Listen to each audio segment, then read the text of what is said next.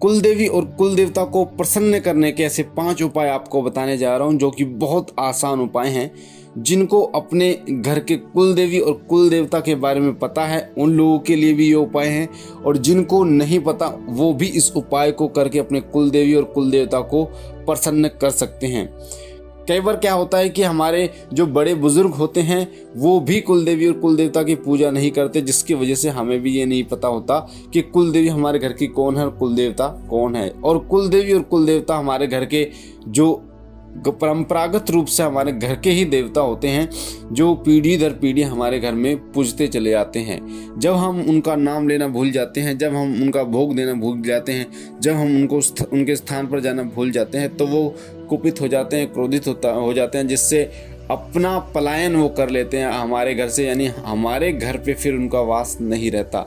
जिस कारण क्या होता है, हमारे घर का सुरक्षा घेरा, हमारे घर का सुरक्षा चक्र टूटता है, क्योंकि कुलदेवी और कुलदेवता का स्थान हमारे घर के मेन दरवाजा चौखट पर होता है, जिसको गर्भवत माता भी कहा जाता है। और जब भी कोई नकारात्मक शक्ति हमारे घर में प्रवेश करती है, या फिर दरिद्रता हमारे घर में प्रवेश करती है, बीमारियां हमारे घर में प्रवेश करती हैं, या फिर जो नकारात्मक शक्तियाँ होती हैं वो हमारे घर में प्रवेश करती हैं, तो बिना रोक टोक के हमारे घर के अंदर वो घुस जाती हैं। ये इसी प्रकार होता है जैसे किसी के दरवाजे में, अगर किसी के मेन जो घर होता है उसकी चौखट होती है, वहाँ पर अगर दरवाज़ा ही नहीं होगा तो कोई भी आ जा सकता है, इस प्रकार होता है। तो जब घर के कुल देवी और कुल देवता नाराज होते हैं, हमारे घर में नहीं होते, तब ये चीज़ें घटित होती हैं। पर ऐसे 5 उपाय मैं आपको बताने जा रहा हूँ जो बहुत महत्वपूर्ण हैं आपके लिए।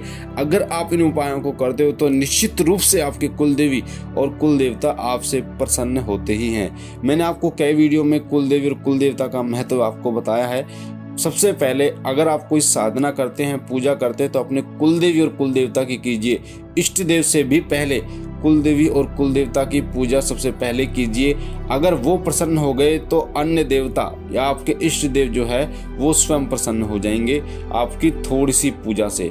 दूसरी बात, कुल देवी और कुल देवता की साधना के लिए, पूजा के लिए गुरु की आवश्यकता नहीं है, नहीं सुरक्षा चक्र की आवश्यकता, सुरक्षा घेरे की आवश्यकता होती है। मात्र थोड़ी सी पूजा से आपके जो कुल देवी हैं और कुल देवता हैं वो प्रसन्न हो जाते हैं, और आपका आगे का जो मार्ग है, आगे का रास्ता जो है वो आपको दिखाते चले जाते हैं। आपके घर में बरकत आना, बीमारियों का दूर जाना, घर में सुख शांति रहना, पति पत्नी में आपस में प्यार प्रेम बढ़ना, घर में एकता का बढ़ना, साथ ही एक सही फैसला लेना, ये सभी कार्य जो है वो कुल देवी और कुल देवता की कृपा से ही होते हैं।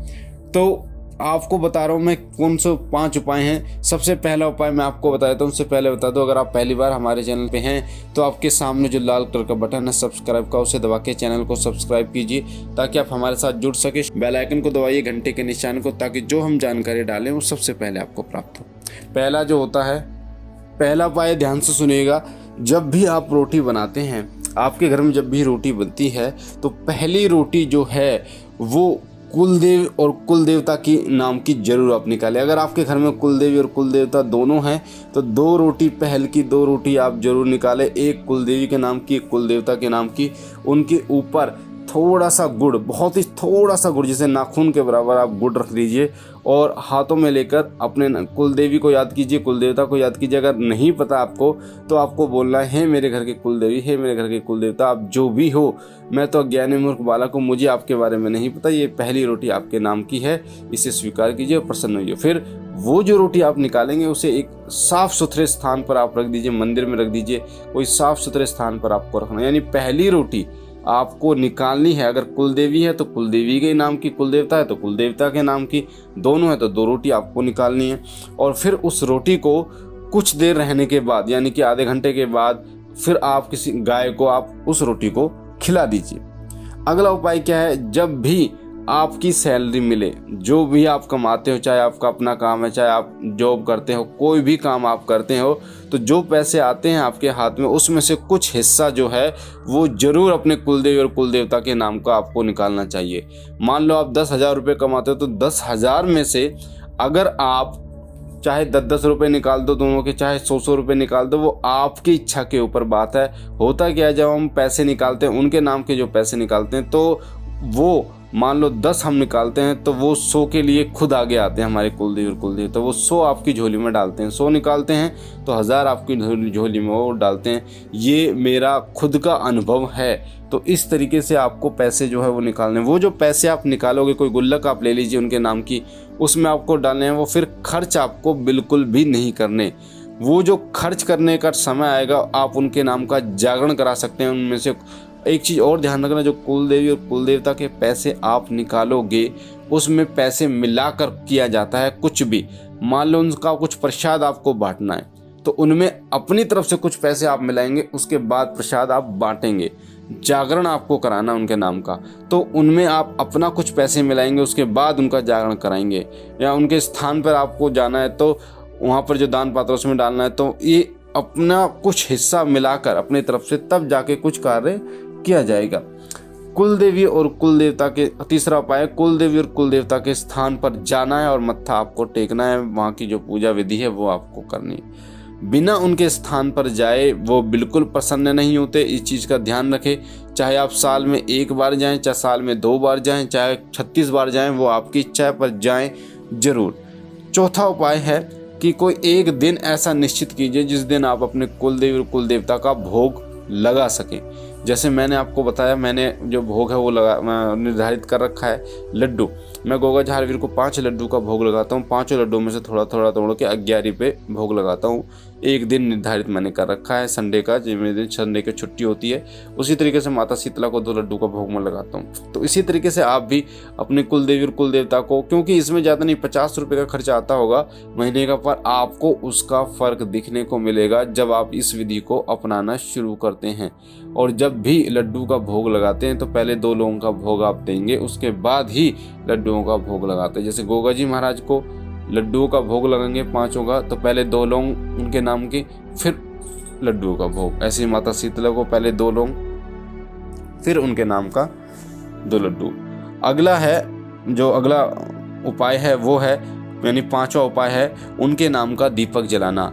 उनके नाम का दीपक, अगर आपके घर की मेन चौखट पे कोई ऐसा स्थान है ऊपर की तरफ, कोई ऐसा आपने आला बना रखा है, जंगला बना रखा है जिसे हम कहते हैं, जिसमें आप दिया रख सको, कई लोग बनाते हैं ये चीज़ें, या फिर कुछ ऐसा लगा रखा है जिसमें हम बाहर की तरफ, जो मेन चौखट है उसके बाहर की तरफ सीधे हाथ पे आप एक दिया जला सकते हो, तो वहाँ पर उनके नाम का दिया जलाइए। अगर वहाँ पर नहीं जला सकते तो अपने मंदिर में उनके नाम का दिया जलाइए।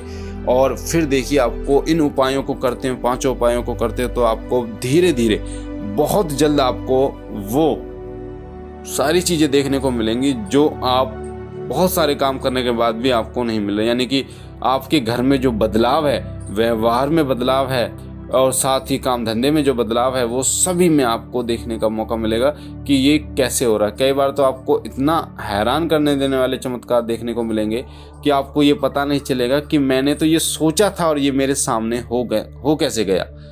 मैंने तो ये चाहा था कि ये मेरे पास हो और ये मेरे पास आ भी गया। तो ये चमत्कार होते हैं इन 5 उपायों को करने से। तो इन उपायों को कीजिए और अपने कुलदेवी और कुलदेवता को प्रसन्न कीजिए।